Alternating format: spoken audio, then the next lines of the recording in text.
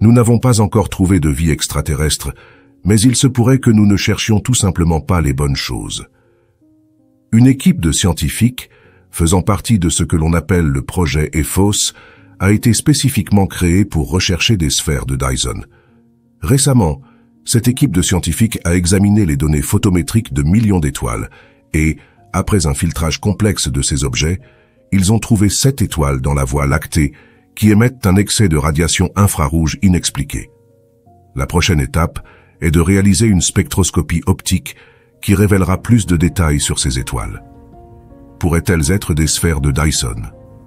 Pour l'instant, personne ne peut en être absolument certain, mais la grande question est de savoir si une civilisation extraterrestre pourrait réellement construire une sphère de Dyson autour de leur étoile, et comment ils le feraient.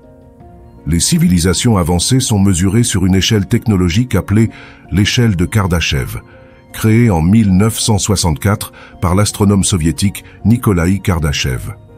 C'est un cadre scientifique sérieux pour comprendre les différents niveaux de civilisation technologique, y compris la nôtre. Une chose que nous pouvons clairement voir est que la technologie humaine progresse à pas de géant. Avec la manière dont l'intelligence artificielle semble progresser de nos jours, il semble que nous soyons sur le point de vivre un grand changement technologique, et l'échelle de Kardashev nous offre une feuille de route vers les étoiles et au-delà. Alors, examinons chaque type de civilisation et les possibilités époustouflantes qu'elle représente, découvrons où nous devons nous situer sur cette échelle et ce qu'il nous faut pour construire une sphère de Dyson. Bien que cela ne fasse pas partie de l'échelle originale de Kardashev, de nombreux scientifiques incluent maintenant le type 0 pour représenter notre état actuel.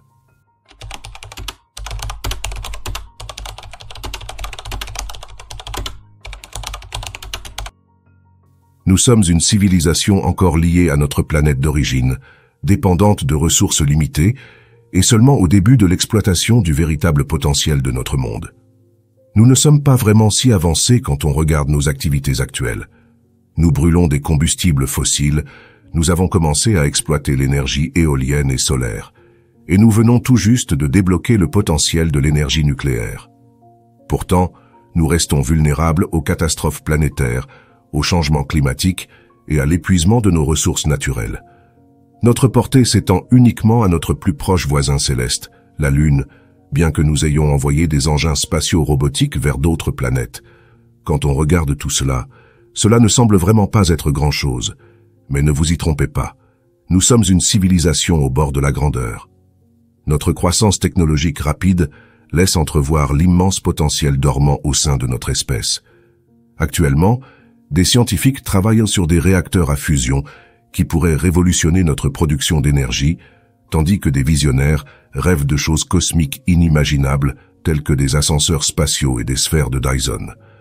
Le saut du type 0 au type 1 est peut-être le plus crucial dans notre évolution. C'est une transition pleine de défis, nécessitant que nous surmontions nos instincts tribaux, que nous nous unissions en tant qu'espèce, et que nous apprenions à gérer notre planète comme un système unique et durable.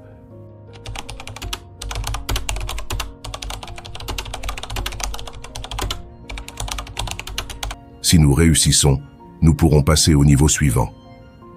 En atteignant le premier échelon officiel de l'échelle de Kardashev, nous commençons à entrer dans le domaine de la science-fiction. Une civilisation de type 1 a atteint la maîtrise de l'ensemble de sa planète d'origine, exploitant et contrôlant toute l'énergie disponible.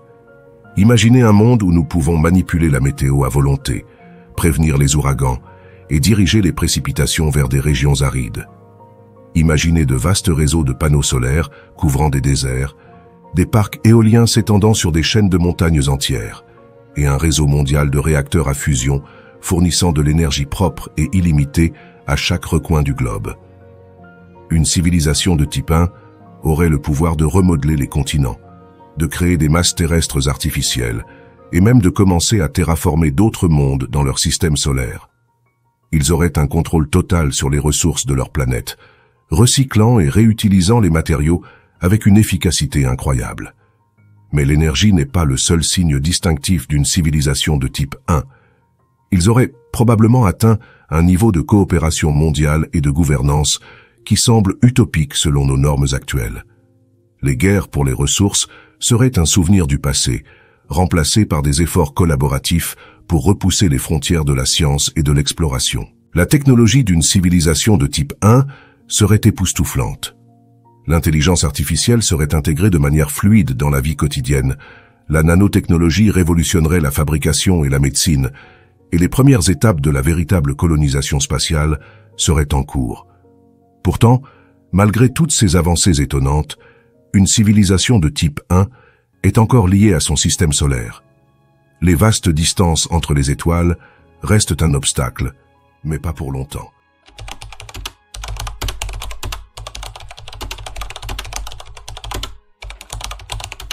Si une civilisation de type 1 représente la maîtrise d'une planète, une civilisation de type 2 étend cette domination à l'ensemble d'un système stellaire. C'est là que la frontière entre la réalité et la science-fiction commence à se brouiller de manière significative. Une civilisation de type 2 exploite toute l'énergie émise par son étoile parentale, et c'est là que la sphère ou l'essaim de Dyson entre en jeu. Bien qu'une sphère solide soit probablement impossible, un essaim de satellite ou une structure en forme d'anneau pourrait remplir la même fonction. Avec la puissance d'une étoile à leur disposition, une civilisation de type 2 serait capable d'exploits qui nous paraîtraient divins. Ils pourraient déplacer des planètes à volonté, peut-être pour échapper à la mort éventuelle de leur étoile.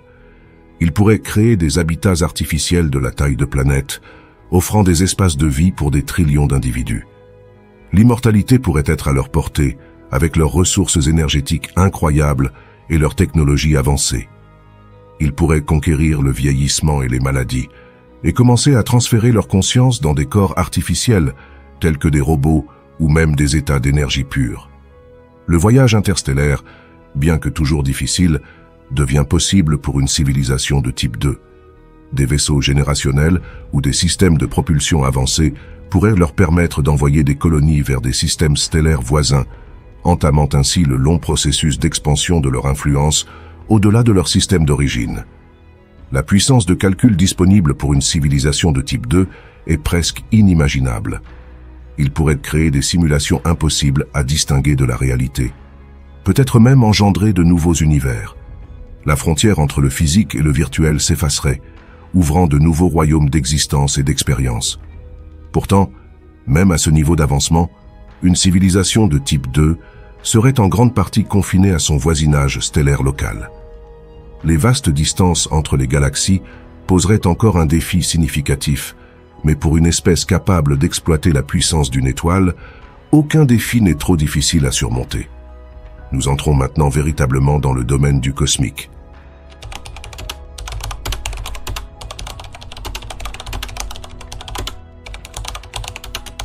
Une civilisation de type 3 a transcendé les liens d'un seul système stellaire et a exploité l'énergie d'une galaxie entière.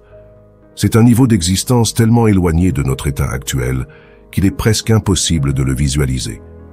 Une civilisation de type 3 aurait colonisé et utilisé des millions, voire des milliards de systèmes stellaires. Ils auraient maîtrisé le voyage plus rapide que la lumière, ou trouvé des moyens de contourner la barrière de la vitesse de la lumière à travers des trous de verre ou d'autres moyens exotiques. Le concept de distance n'aurait plus de sens pour de tels êtres. L'énergie à la disposition d'une civilisation de type 3 est véritablement astronomique. Il pourrait exploiter la puissance des trous noirs supermassifs au centre des galaxies, extraire de l'énergie du tissu même de l'espace-temps, ou utiliser des dimensions au-delà de notre compréhension. Avec ce niveau d'énergie et de technologie, une civilisation de type 3 pourrait remodeler la structure de leur galaxie à volonté. Ils pourraient déplacer des étoiles pour créer des projets d'ingénierie à l'échelle galactique ou même créer des structures artificielles de la taille des systèmes solaires ou encore plus grandes. Les êtres d'une civilisation de type 3 auraient depuis longtemps abandonné leurs formes biologiques originales. Ils pourraient exister en tant qu'énergie pure, en tant que vaste réseau d'intelligence artificielle ou sous des formes que nous ne pouvons même pas imaginer. Leur conscience pourrait s'étendre à l'ensemble de la galaxie, transformant celle-ci en un immense super-organisme vivant. Pour une civilisation de type 3, la manipulation de la matière et de l'énergie serait triviale. Ils pourraient créer ou détruire des étoiles à volonté, allumer de nouvelles semences galactiques ou même empêcher la mort thermique de l'univers dans leur domaine. Il pourrait peut-être même altérer les lois mêmes de la physique avec cette échelle de pouvoir. Pourtant, même à ce niveau divin, il existe encore des échelons plus élevés sur l'échelle cosmique.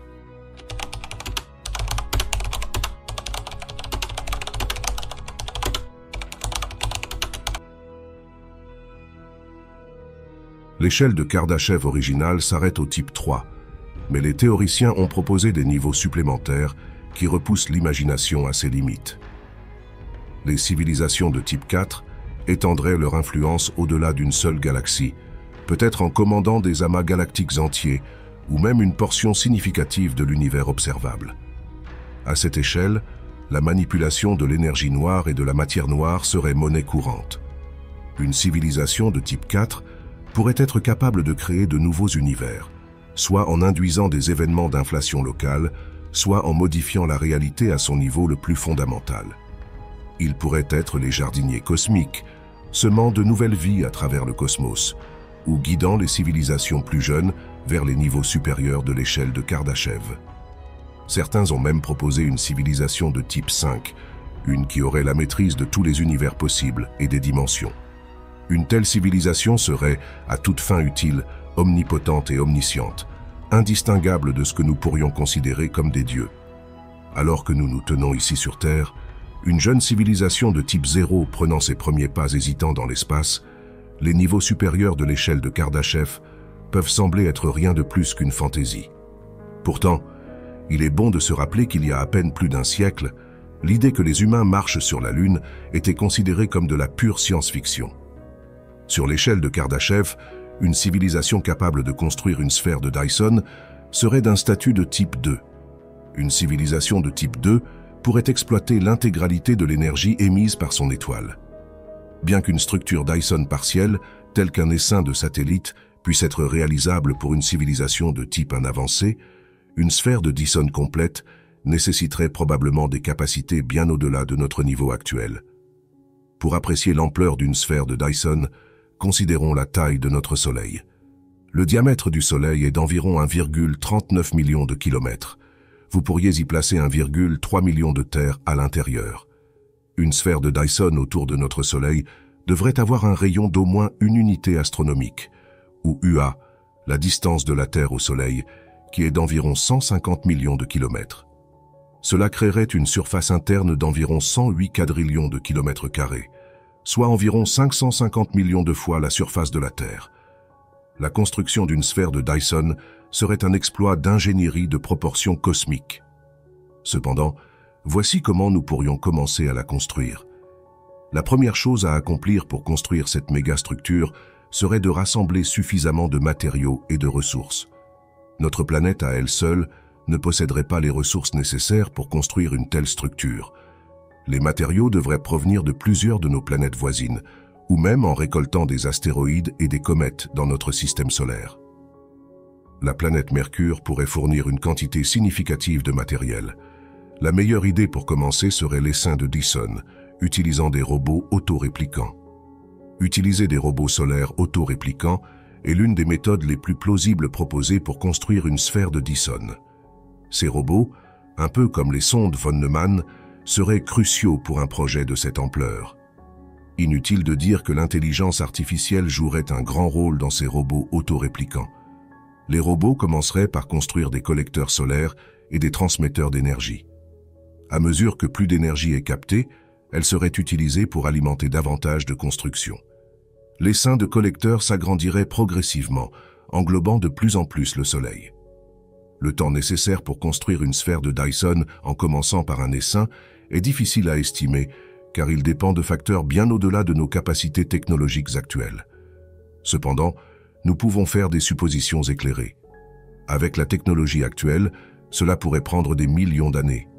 Cependant, avec des robots autoréplicants très avancés, le processus pourrait potentiellement être achevé en quelques centaines à quelques milliers d'années. Le taux de construction suivrait probablement une courbe exponentielle, commençant lentement mais s'accélérant rapidement à mesure que plus d'énergie solaire est captée et que plus de robots sont produits. Les robots créeraient d'autres robots, et ces robots construiraient plus de collecteurs solaires, et ainsi de suite. Finalement, la collection de collecteurs solaires commencerait à se connecter physiquement les uns aux autres et à devenir une sphère de Dyson complète. La stabilité gravitationnelle deviendrait alors le premier grand problème. Maintenir la structure en place autour du Soleil nécessiterait une ingénierie incroyablement avancée. Le second problème à résoudre serait la dissipation de la chaleur. Toute cette énergie captée par le Soleil serait difficile à contrôler au début. Gérer l'énergie captée sans faire fondre la structure serait crucial, et il faudrait développer des matériaux bien plus résistants et légers que tout ce que nous connaissons actuellement. Mais ces défis ne seraient pas les seuls. La construction elle-même nécessiterait des niveaux de précision bien au-delà de nos capacités actuelles, mais cela est quelque chose qu'un architecte cosmique de type 3 serait sûrement capable de surmonter. Pensez-vous que l'humanité pourrait un jour réaliser cet exploit incroyable? Faites-le nous savoir dans les commentaires. Bien que nous ayons trouvé quelques étoiles qui semblent correspondre aux sphères de Dyson, il est encore trop tôt pour supposer que des mégastructures sont la cause du comportement étrange de ces étoiles.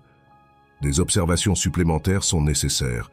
Cela pourrait être de la poussière spatiale, des roches ou autre chose qui cause ce comportement étrange. Mais pour l'instant, nous ne savons tout simplement pas. Jusqu'à ce que davantage de recherches sur les données soient effectuées, qui sait ce que nous pourrions découvrir? Les chercheurs ont trouvé beaucoup d'objets étranges qui défient ce que nous savons, et exactement zéro extraterrestre. Nous devrions nous attendre à ce que ce modèle de découverte continue jusqu'à ce qu'un jour, espérons-le, cela ne soit plus le cas. Pour les humains, au moins 100 000 ans sont nécessaires pour devenir aussi avancés, et cela pourrait même prendre 1 million d'années pour devenir une civilisation de type 3 si nous survivons assez longtemps. Mais de telles civilisations existent-elles? Et si oui, une activité technologique aussi intense serait facilement observable dans l'espace. Selon la NASA, nous avons trouvé environ 4000 planètes en dehors de notre système solaire au cours des 2 dernières décennies, et dans la Voie lactée seulement, il devrait y avoir des billions d'étoiles accompagnées de planètes. Alors pourquoi n'avons-nous pas encore trouvé de signes? C'est ce qu'on appelle le paradoxe de Fermi, et il stipule que notre univers est trop ancien et trop vaste pour qu'il n'y ait même pas une seule autre vie, à l'exception de celle que nous avons sur Terre. Mais au fil des décennies, nous n'avons rien trouvé de tel. Mais nous n'avons peut-être pas cherché assez fort. La recherche continue de l'intelligence extraterrestre est limitée à la capture de plusieurs fréquences d'émissions radio et TV. Le problème est que de tels signaux ne pourraient être émis que par une civilisation de type 0.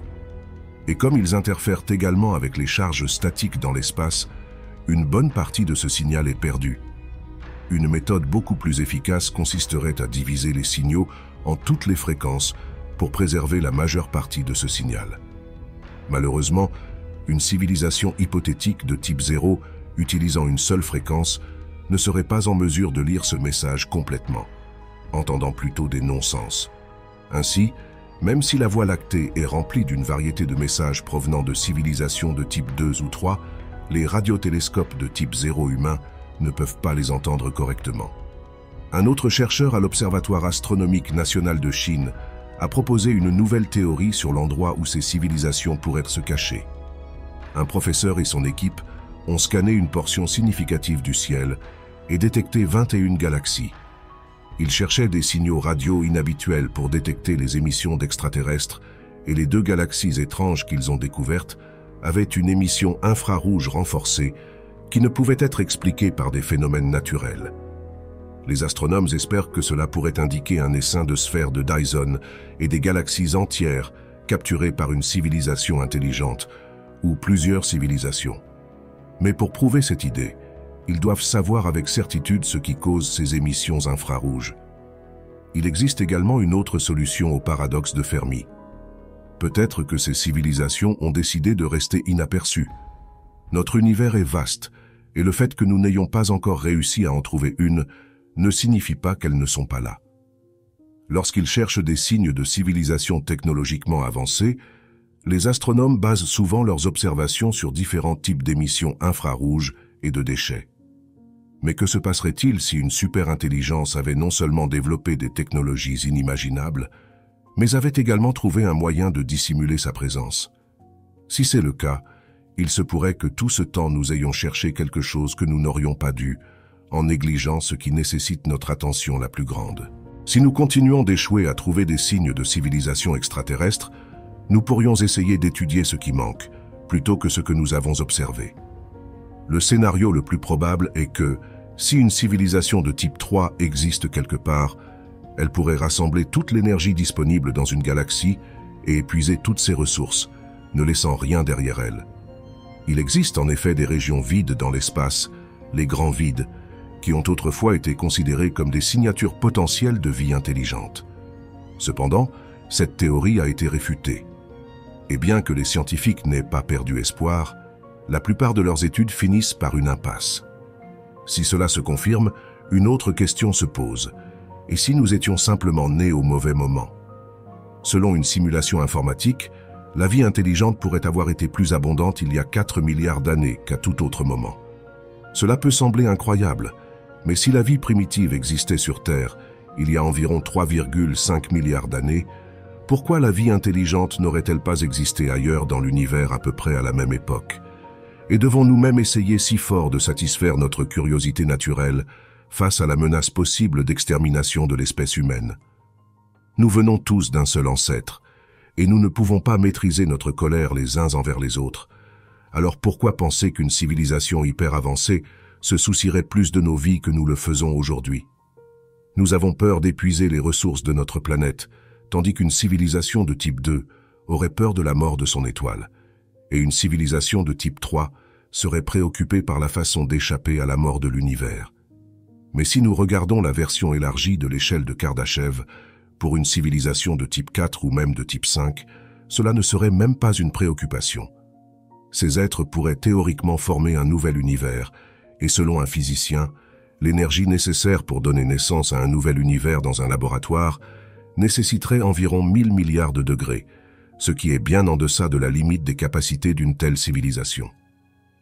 Bien que la civilisation de type 4 soit rarement envisageable, cela signifierait littéralement devenir les créateurs de tout ce que nous pourrions observer, penser ou imaginer. Compte tenu de la rapidité avec laquelle nous évoluons, et même aujourd'hui, la création de minuscules vaisseaux spatiaux propulsés par laser est à portée de main. Il est possible que nous ayons déjà été visités dans le passé, et les chances de remarquer leur présence sont presque nulles. Même maintenant, nous pourrions être observés par une civilisation bien plus avancée, qui attend simplement que nous progressions suffisamment pour finalement entrer en contact. Ou peut-être ont-ils déjà décidé de nous contacter, mais il faudra des centaines de milliers d'années avant qu'ils n'arrivent ici depuis une autre galaxie, à l'autre bout de l'univers. Mais même si nous ne trouvons personne, cela ne signifie pas nécessairement une mauvaise chose. Certes, nous nous sentirions seuls et peut-être même abandonnés, mais cela signifierait aussi que nous avons la chance de poser les bases des futures étapes de l'évolution humaine. Un jour, ces créatures hyper intelligentes, ressemblant un peu à nous en apparence, pourraient nous considérer comme des pionniers, des explorateurs découvrant aveuglément cet endroit sombre où nous avons été placés, tout comme un enfant découvre le monde.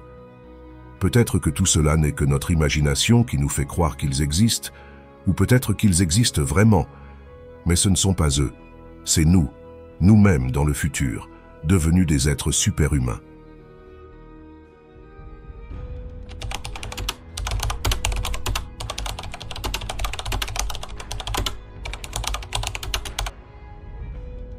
Si les multivers deviennent leur nouvelle réalité, une civilisation de type 5 conquérera ces mondes, exploitant une source d'énergie presque inépuisable tout au long de leur voyage. Les trous blancs hypothétiques, considérés comme le côté opposé des trous noirs, pourraient être la clé pour y parvenir. Pendant ce temps, la science se penchera activement sur l'étude des dimensions supérieures, déverrouillant des secrets et des possibilités qui autrefois étaient considérées comme de la fiction.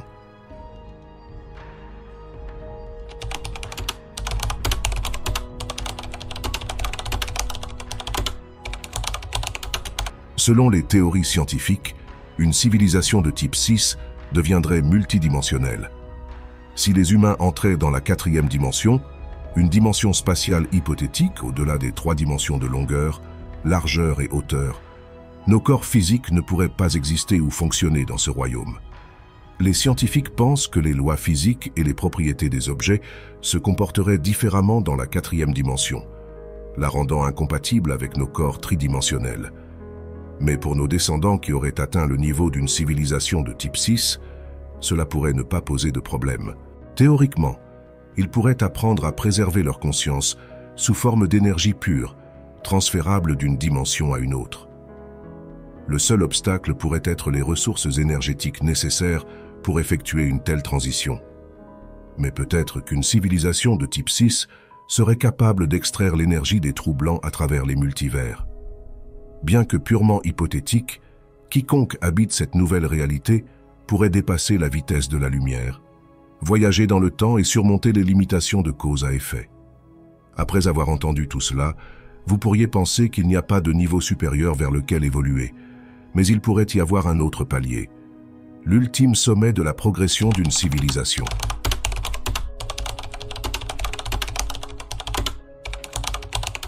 Une civilisation de type 7 consisterait en les créateurs de toutes les lois de la nature, de la matière, de l'énergie, de l'espace, du temps et des dimensions. Nous ne pouvons pas imaginer à quoi ressemblerait la vie dans une civilisation de type 7, ou même si une telle civilisation pourrait exister dans cet univers concevable. Des lois physiques complètement différentes régneraient. Même si nous pouvions y accéder, nous ne les comprendrions jamais. En théorie, il nous faudrait 10 duodécillions d'années pour devenir une civilisation de ce type. Une autre idée est que nous ne parviendrons jamais au 7e niveau, car il ne s'agirait pas d'une communauté d'êtres, mais plutôt de l'existence elle-même. Nous ne remarquerions même pas si une telle civilisation existait en premier lieu. Contempler la possibilité d'une intelligence extraterrestre est un sujet captivant. Cependant, la recherche de preuves de telles civilisations avancées est un véritable défi. Chercher des civilisations aux niveaux inférieurs de l'échelle de Kardashev serait une poursuite plus réaliste. La théorie des différents types de civilisations offre des indices pour cette recherche, en particulier sur les exoplanètes avec des conditions propices à la vie. Selon la NASA, il y a potentiellement 300 millions de mondes de ce type dans notre galaxie. Bien que nous n'ayons étudié qu'environ 55 d'entre eux jusqu'à présent, des télescopes avancés comme le télescope spatial James Webb ne recherchent pas seulement des signes de vie biologique, mais aussi des signes d'activité technologique. Les astronomes pensent qu'avec l'équipement moderne dont nous disposons aujourd'hui, ils auraient déjà détecté des signes d'une civilisation de type 1 si elle existait dans les régions de l'espace que nous avons déjà étudiées. Dans ce cas, les extraterrestres voyageraient à travers l'espace à des vitesses qui rendraient leurs vaisseaux visibles. Une civilisation de type 2 est également peu susceptible de rester complètement invisible pour nous. Pour rassembler de l'énergie, elle aurait besoin d'entourer des étoiles de sphères de Dyson. Si une sphère de Dyson était construite à la même distance du Soleil que la Terre, et si elle était stable, elle enfermerait un espace d'environ 600 millions de fois la surface de notre planète. En d'autres termes, l'intérieur de la sphère de Dyson serait beaucoup plus vaste que la surface de la Terre. Selon le docteur Robert L. Forward, une telle mégastructure avec un rayon d'une unité astronomique nécessiterait environ 10 puissance 27 kg de matériel, ce qui est à peu près équivalent à la masse de Saturne. Cependant, cette estimation suppose une coque solide et peut ne pas tenir compte des défis technologiques de la construction d'une telle structure. Il faudrait beaucoup de matériaux de construction et d'énergie pour faire disparaître des étoiles en les entourant de sphères de Dyson. Rien de tel n'a encore été détecté dans la Voie lactée. Cependant, il y a eu quelques fois où les scientifiques pensaient avoir trouvé quelque chose comme une sphère de Dyson. Lorsque l'Institut SETI a détecté un signal provenant de l'étoile HD 1 645 695, située à 92 années-lumière de la Terre, les astrophysiciens ont émis l'hypothèse que seul un phare d'une civilisation de type 2 pourrait envoyer un signal aussi puissant, mais il s'est avéré qu'il ne s'agissait que d'un satellite militaire en orbite autour de la Terre. En 2008, les astronomes ont détecté une exoplanète en orbite autour d'une étoile naine orange super brillante et l'ont surnommée Fomalhaut B. À première vue, la planète est apparue comme un point de lumière brillant et froid qui se déplaçait rapidement dans le ciel. Cependant, en 2014, la planète avait disparu, laissant les scientifiques se demander la raison de sa disparition. Certains ont suggéré que l'orbite de la planète était devenue instable, ce qui l'aurait fait dériver loin de son étoile parent. D'autres ont proposé que Fomalhaut B avait migré pour orbiter autour d'une autre étoile, plus grande et plus brillante, ailleurs dans la galaxie. Ce n'est que plus tard que les chercheurs ont découvert que le corps céleste n'était en réalité pas une planète, mais plutôt un énorme nuage de débris gelés. Ces débris seraient le résultat d'une collision massive et violente entre deux astéroïdes glacés, un phénomène extrêmement rare. Bien que nous ne sachions peut-être jamais avec certitude ce qui est arrivé à Fomalhaut B, il est possible qu'une civilisation de type 2 ait eu besoin de matériaux de construction pour leur prochaine mégastructure, telle qu'une sphère de Dyson. Compte tenu de l'incertitude entourant la disparition des étoiles, cela soulève la question de savoir comment nous pourrions même commencer à retracer l'activité d'une civilisation de type 3. Les civilisations de type 3 sont soit très rares, soit tout simplement inexistantes dans notre univers local. Les astronomes les ont recherchées en utilisant le télescope infrarouge WISE, s'attendant à détecter de grandes quantités de rayonnement infrarouge que ces civilisations extrêmement avancées émettraient. Jusqu'à présent, aucun signe de ce type d'activité n'a été trouvé, mais les astronomes restent optimistes. Il est hypothétiquement possible qu'une civilisation de type 3 se cache dans d'immenses vides cosmiques dont l'origine n'est pas encore pleinement comprise. Une zone d'intérêt particulière est le grand vide, Boots Void, qui est presque entièrement dépourvu d'étoiles et de galaxies, et qui a un diamètre de 330 millions d'années-lumière, représentant environ 0,27% du diamètre de l'univers observable. Selon certaines spéculations scientifiques, cet espace vide pourrait être attribué à diverses activités d'une civilisation avancée de type 3. Il est possible que certaines civilisations extraterrestres aient caché des galaxies entières, une par une, en couvrant leurs étoiles avec des sphères de Dyson ou en les déplaçant vers un emplacement souhaité. Les scientifiques espèrent que les avancées technologiques terrestres leur permettront de tester cette hypothèse dans un avenir proche. Pensez-vous que nous découvrirons un jour une vie intelligente quelque part dans l'univers? Et si nous en trouvons, devrions-nous essayer d'entrer en contact avec elle? Donnez votre avis dans les commentaires et restez à l'écoute ici pour en savoir plus sur les découvertes cosmiques les plus incroyables. Merci d'avoir regardé.